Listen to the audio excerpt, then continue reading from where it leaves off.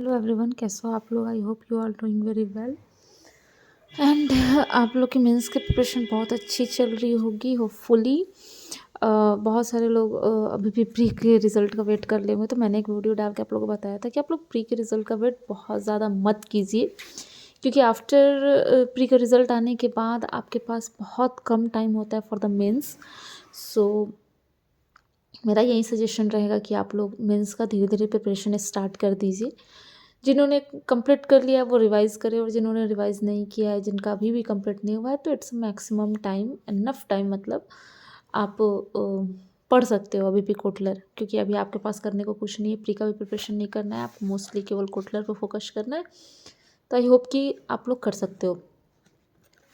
तो चलिए बिना टाइम वेस्ट किए हम इस चैप्टर को स्टार्ट करते हैं। एंड मैं ट्राई करूँगी कि ये चैप्टर इस वीडियो में कंप्लीट हो जाए, देन आपके हमारे पास 3 चैप्टर्स और रहेंगे। Customer database and customer marketing, database warehouse, data warehouse and data mining हमने बता दिया था। अब नेक्स्ट जब इस वाले पेज पे कुछ खास नहीं है, इस वाले पेज पे खास नहीं है, जहाँ से कुछ इंपॉर्टेंट है वहाँ हम स्टार्ट करते हैं डायरेक्ट। तो यहाँ एक चीज़ दिया है कि डिज़ाइनिंग द सेल्स फोर्स, यानी कि जब सेल्स फोर्स हम डिज़ाइन करते हैं तो किस किस चीज़ों को ध्यान में रखते हैं। तो ये आप लोग एक बड़ी याद कर लीजिएगा कि सबसे पहले सेल्स फोर्स ऑब्जेक्टिव फिक्स की जाती है, देन सेल्स फोर्स का क्या स्ट्रैटेजी रहेगा, उसकी स्ट्रक्चर क्या रहेगी, साइज़ क्या रहेगा, हम कंपनसेशन हम क्या देंगे। ठीक है, तो ये सेल्स फोर्स डिज़ाइन करने का एक प्रोसेस है। इस प्रोसेस को आप याद कर लीजिए, क्योंकि कभी कभी होता है ना, क्वेश्चन पूछते हैं उसमें किसी एक को मिस कर देगा या फिर कुछ नहीं देगा और पूछेगा कि find out the odd one. So that's why आप इसे याद कर दीजिएगा कि सेल्स फोर्स डिज़ाइनिंग में क्या क्या आते हैं, राइट। एंड देन यहाँ देखिए कि यहाँ एक दिया हुआ है कि जब हम लोग जॉब करते हैं तो बहुत सारे स्पेसिफिक टास्क आते हैं, मतलब सेल्स फोर्स की जब काम होती है, सेल्स की कम काम होती है। आप as a marketing officer join कर रहे हो, बट वो समझो कि सेल्स की ही जॉब है। आपको बैंक के प्रोडक्ट्स को सेल करना होता है, and you have to do a lot of work बहुत ज़्यादा काम करना होता है। मतलब कि ब्रांचेज में तो बैठ के आपको बस क्या करना है, पेमेंट करना है, आरटीजीएस करना है, नंबर चेंज कर दीजिए तो आधार जोड़ दीजिए, तो ये कर दीजिए, वो कर दीजिए, एटीएम दे दीजिए, चेक बुक करिए, ये सब है। बट लिटरली बैंक उस चीज़ों पे नहीं चलती, बैंक बिजनेस पे चलती है। अगर आप as a marketing officer business ला के ज़्यादा देते हो तो आपकी वैल्यू ज़्यादा होती है। अगर आप नहीं देते हो, आप भी बैठ के टाइम पास कर रहे हो कि वही टारगेट है तो है, हमारा सरकारी नौकरी है, कौन हमें हटाने जा रहा है। तो बहुत लोग काम नहीं करते, तो आपकी बेइज्जती होगी फिर। चलिए, बाय द वे वो ज्वाइन करने के बाद आप सबको पता चल जाएगा। तो फिर हम चलते हैं यहाँ, प्रोस्पेक्टिंग क्या है।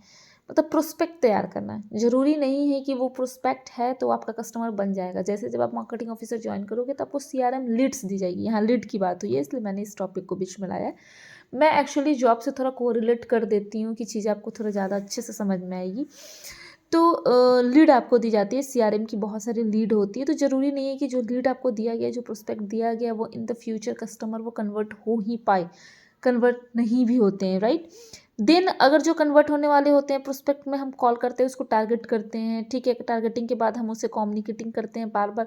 जैसे होता है ना कि हमें सीआरएम की लीड दी जाती है कि हाँ ये प्रोस्पेक्टस का कस्टमर है, इसको अकाउंट ओपनिंग करनी है या फिर इसे लोन लेना है, समथिंग लाइक दैट। जैसे मैं अपना एक केस बता रही हूँ कि जब भी मैं सीआरएम की लीड अपडेट करती हूँ तो उसमें बहुत सारे स्टूडेंट्स जो है वो एजुकेशन लोन के लिए अप्लाई किए होते हैं, राइट।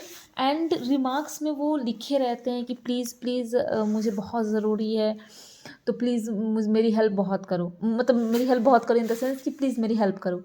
तो हम अब उस टाइप के जो भी कस्टमर्स होते हैं उस पर हम टारगेट करते हैं। टारगेट के बाद हम लोग कम्युनिकेट करते हैं, यानी डेली डेली उनका फॉलोअप लेते रहते हैं कि क्या उन्होंने, अगर उन्हें एजुकेशन लोन की ज़रूरत है तो किस चीज़ में है, कितने पैसों की ज़रूरत है, क्या वो हमारे स्कीम के अंदर कवर अप हो पा रहे हैं या नहीं हो पा रहे हैं, समथिंग लाइक। अगर हो पा रहे हैं तो उन्हें कहाँ जाके कैसे अप्लाई करना है। तो ये सारी चीज़ें हम लोग कस्टमर को बताते रहते हैं, ठीक है। देन वही है कम्युनिकेटिंग करते रहना, देन सेलिंग करना। जब सेल करते हैं फिर उसे सर्विस प्रोवाइड करना। आफ्टर सेलिंग भी तो हम सर्विस प्रोवाइड करते हैं कस्टमर को। फिर इंफॉर्मेशन गैदर करना एंड देन एलोकेट करना। तो ये एक सिनेरियो है जो सेल्स जो करता है वो उस मतलब उसमें वो सारा काम आता है। तो जैसे कि हमने यहाँ पढ़ा ना कि क्या क्या करते हैं, तो सेल्स फोर्स के ऑब्जेक्टिव डिसाइड करते हैं, sales force strategy, structure, size and then compensation. तो उसी चीज़ को अब इसमें इलेबोरेट किया है, ठीक है।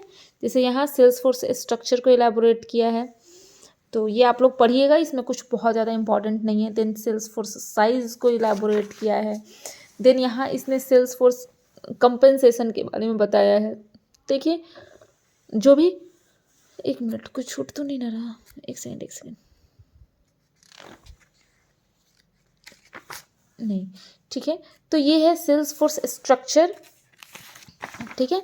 यहाँ सेल्स फोर्स कंपेंसेशन, यहाँ एक बताया कि सेल्स फोर्स जब डिज़ाइन किया जाता है तो क्या क्या देखा जाता है कि recruiting and selecting the sales representative. आप सेल्स रिप्रेजेंटेटिव को कैसे रिक्रूट और सेलेक्ट कर रहे हो, क्या प्रोसेस के थ्रू उन्हें ट्रेनिंग देना, उन्हें सुपरवाइजिंग करना, मोटिवेटिंग करना, देन उनके सेल्स को रिप्रेजेंट करना। जैसे हम अपना ही देख लेते हैं कि एज अ मार्केटिंग ऑफिसर हमें रिक्रूट किया जाता है, फिर हमें इंडक्शन ट्रेनिंग प्रोग्राम दी जाती है, फिर हमें सुपरवाइज किया जाता है, मोटिवेट करने के लिए कुछ ना कुछ रखा जाता है कि भाई आपको ये अवार्ड दिया जाएगा, ये रिवार्ड होगा, ये होगा, अप्रेसिएशन लेटर दिया जाएगा, समथिंग लाइक दैट।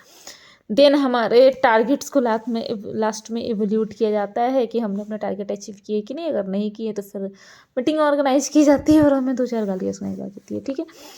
देन है सेल्स फॉर कंपेंसेशन। तो कंपेंसेशन जो है आपको पता है कि फिक्स्ड भी हो सकता है, वेरिएबल भी हो सकता है, but as a marketing officer आपको ऐसा कोई कंपनसेशन नहीं मिलता है। मार्केटिंग ऑफिसर क्या है, as a banker employ, government employ, आपका कोई कंपनसेशन नहीं है कि आप इतना काम करोगे तो आपको इतनी सैलरी मिलेगी, इससे आप ज़्यादा काम करोगे तो आपको उसकी दुगनी सैलरी मिलेगी। ऐसा कुछ नहीं है, आप दुगुना कीजिए, उतना कीजिए, सैलरी तो आपकी उतनी ही रहनी है, राइट। सो इसमें बताया है कि कभी कभी फिक्स्ड और वेरिएबल भी होता है। देन रिक्रूट करना, उसी चीज़ को एलाबोरेट किया गया है यहाँ, ट्रेनिंग एंड सुपरवाइजिंग, जो मैंने आप लोग को बता दिया है, ये आप लोग पढ़ लीजिएगा, कुछ खास इंपॉर्टेंट नहीं है, सो मैं उसे उतना एक्सप्लेन नहीं कर रही। Then motivating sales representative.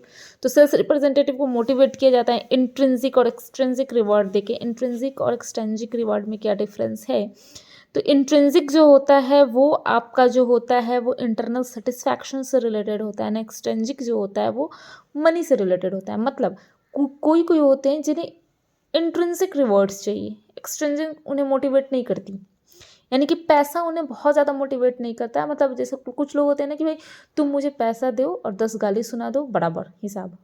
कुछ लोग होते हैं कि नहीं, मुझे सुकून की रोटी तोड़नी है, मुझे गाली नहीं सुननी है, मुझे 2 रुपया ही चाहिए, सुकून की चाहिए, इज्जत की चाहिए।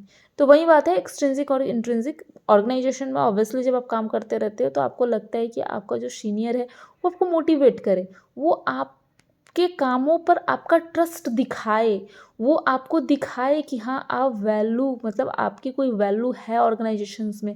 आपके बिना ऑर्गेनाइजेशन रुकता तो किसी के बिना नहीं है, बट एक होता है ना कि नहीं, आप अगर नहीं हो तो वो थमसा गया। तो ये सारी चीज़ें हर एम्प्लॉय चाहता है। जैसे हम जैसे एम्प्लॉय चाहता है कि भाई हमारा ब्रांच मैनेजर हमें ऐसे मार्केटिंग ऑफिसर को ब्रांच मैनेजर से कोई मतलब नहीं, क्योंकि वो उनकी पोस्टिंग आरओ में होती है। बट जो भी हमारा हेड बॉस है वो हमें अप्रिसिएट करे, वो हमें हमारे पे भरोसा दिखाए कि हाँ हम उस काम को कर सकते हैं। तो ये है एक्सट्रिंसिक और इंट्रिंसिक रिवार्ड। आई होपफुली आपको याद रहेगा। इंट्रिंसिक मतलब इंटरनल याद रखना, एक्सट्रिंसिक मतलब बाहर, एक्स्ट्रा। फिर सेल्स कोटा है, तो ये आप लोग देख लीजिएगा। फिर इसमें बस रीड करने वाला है, कुछ खास इंपॉर्टेंट नहीं है। देन यहाँ है प्रिंसिपल ऑफ पर्सनल सेलिंग, जिसको हम लोग स्पिन बोलते हैं। अब स्पिन एक वर्ड है, इसका फुल फॉर्म क्या है, एस से सिचुएशन क्वेश्चन, पी से प्रॉब्लम क्वेश्चन, आई से इम्प्लीकेशन क्वेश्चंस एंड एन से नीड पे ऑफ क्वेश्चन। मतलब होता है ना कि कस्टमर जो होता है वो आपसे सिचुएशनल क्वेश्चन पूछ सकता है, उसकी क्वेश्चन जो होते हैं वो प्रॉब्लमेटिक हो सकती है, इम्प्लीकेशंस हो सकता है, नीड पे अपने मतलब ये कहते हैं ना कि वैल्यू वगैरह या फिर प्रपोज दिखाने के लिए वो नीड पे ऑफ क्वेश्चन पूछ सकता है। जैसे यहाँ एग्जांपल करके दिया हुआ है कि what system are using to invoice your customer, ये सब जो भी है। बट आप ये से याद रखिए कि स्पिन का फुल फॉर्म क्या है, situational, problem, implications and need पे ऑफ। तो ये एक है, इसको याद रखिएगा। देन ये है major steps in effective selling. जो भी इफेक्टिव सेलिंग होता है तो उसका मेजर क्या होता है, जब भी हम सेल करते हैं किसी भी चीज़ को तो उसका क्या कहते हैं, क्या प्रोसेस होता है, तो इसको आप लोग याद कर लीजिएगा कि सबसे पहले होता है प्री अप्रोच करना, presentation and demonstration, then overcoming objectives, आप किस ऑब्जेक्टिव्स को उनको अप्रोच किए हो, closing and follow up and maintenance. तो ये स्टेप्स है, आप उस स्टेप्स को याद कर लीजिएगा। एंड देन इसमें भी बहुत इम्पोर्टेंट तो नहीं है, एक यहाँ फैब करके फैब अप्रोच है प्रेजेंटेशन एंड डेमोन्स्ट्रेशन का। एफ का मतलब फीचर, ए का मतलब एडवांटेज, बी का मतलब बेनिफिट एंड वी का मतलब वैल्यू। फीचर का मतलब कि क्या कैरेक्टरिस्टिक्स है, आप लोग को पता है। एडवांटेज मतलब कि क्या फीचर, मतलब कोई कस्टमर आपको ही प्रेफर करे, क्यों, ठीक है। बेनिफिट, आप क्या बेनिफिट दे रहे हो, जो वो पैसा दे रहा है उसके बदले उसे क्या बेनिफिट मिल रहा है। और वैल्यू मतलब कितना उस चीज़ की वैल्यू आप कर पा रहे हो। वैल्यू कर पाना मतलब कितनी बेनिफिट, जितना जितना प्राइस कस्टमर पे कर रहा है उसके बदले उसे क्या वैल्यू प्रोवाइड की जाती है। So that is a FAB approach. FAB भी मतलब FAVB अप्रोच इसको कहते हैं। देन ये चैप्टर रिलेशनशिप मार्केटिंग का मतलब आपको पता ही है। मार्केटिंग का मतलब ही होता है, सेल्स और मार्केटिंग में बहुत अंतर होता है। सेल्स का मतलब होता है केवल अपने टारगेट को पूरा करना, बट मार्केटिंग का मतलब होता है कि अपने नीड्स के साथ साथ, सॉरी, अपने अपने टारगेट के साथ साथ कस्टमर के नीड्स को सेटिस्फाई करना। रिलेशनशिप का मतलब होता है कि कस्टमर के साथ एक लॉन्ग टर्म रिलेशनशिप क्रिएट करके रखना, कि इन फ्यूचर भी आप कोई प्रोडक्ट अगर आपका लॉन्च हो रहा है तो आप उस कस्टमर को दे सको। तो ऑब्वियसली मार्केटिंग ऑफिसर एक रिलेशनशिप मार्केटिंग का ही काम करता है। उसको कस्टमर से बेटर रिलेशनशिप बना के रखना पड़ता है, क्योंकि बहुत सारे प्रोडक्ट आपको सेल करने हैं। अगर आज आपने किसी को लोन प्रोवाइड किया, कि मेरा क्या होता है कि अगर मैं आज किसी को अगर मैंने किसी को होम लोन दिया है, या फिर मैंने किसी को व्हीकल लोन दिया है, जो भी पर्सनल लोन दिया है, मतलब मैं जिसे भी लोन देती हूँ, तो जैसे होता है ना कि और सारी चीज़ें भी होती हैं। कल को फ़ोन करके कोई मेरा सीनियर बोलेगा कि देखो ये अभी NPS कराने हैं, या फिर ये देखो कस्टमर्स का ये लॉगिन डे चल रहा है, SIP कराना है, ये कराना है, वो कराना है, मैडम किसी का करा दीजिए। तो मैं तुरंत अपना लिस्ट निकालती हूँ, भाई मैंने अभी तुरंत किसको लोन दिया, इसको पकड़ो, इसका SIP कराओ now your target is achieved. तो इसके लिए आपको कस्टमर के साथ एक रिलेशनशिप बिल्ड करना है, तभी तो कल को वो आपकी बात मानेगा, है ना। तो वो एक रिलेशनशिप मार्केटिंग का ही होता है कि आपको बेटर रिलेशनशिप बना के कस्टमर से रखना होता है। So that's all from my side today, and thank you so much guys for watching my video. Do like, share and subscribe to my channel. And please, अगर आप मुझे मोटिवेट नहीं कर सकते तो प्लीज़ डीमोटिवेट भी मत करो। आई am not a professional teacher. ऐसा नहीं है कि मैं बहुत प्रोफेशनल टीचर हूँ और मैं सब कुछ बहुत अच्छे से पढ़ा रही हूँ, मेरे अंदर भी गलतियाँ होंगी।